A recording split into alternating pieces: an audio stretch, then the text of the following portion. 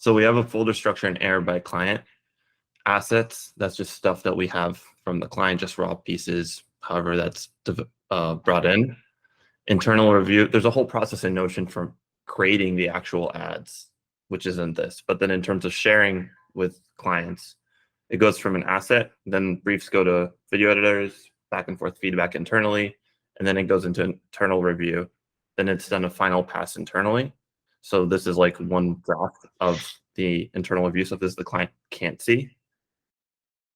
And then with client, this just once it's internally approved, it goes into with client. And then this stuff, everything in here, the client can actually see.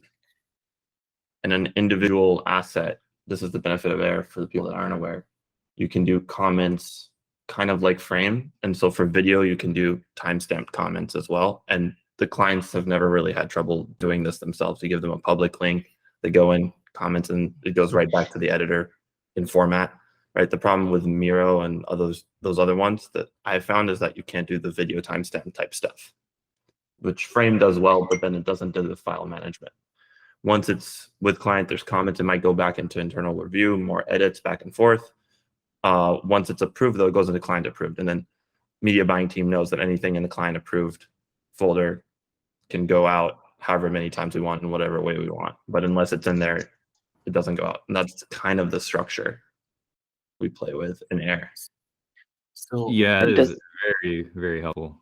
Does this work on mobile? Oh, I'm sorry. No, they don't have an app anymore. You can do it, but it's just like via your, browser. I'll jump in and say you can take this a little one step further. So right now, what you can see is you see that he has his internal review, and then he has what is like 3 or 4 subboards.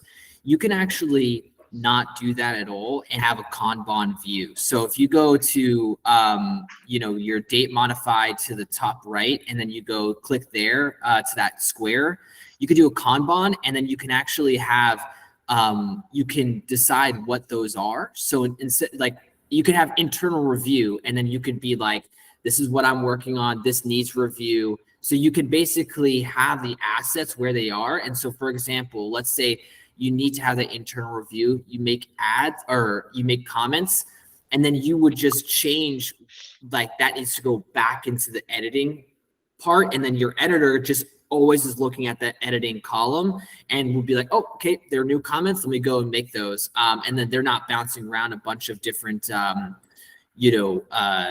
subfolders and stuff like that. So you can customize whatever those tags are. That's pretty helpful to use. And then I also do the same thing with clients so that they can see what's being worked on and then, what's approved, and then they can just take it and run with it.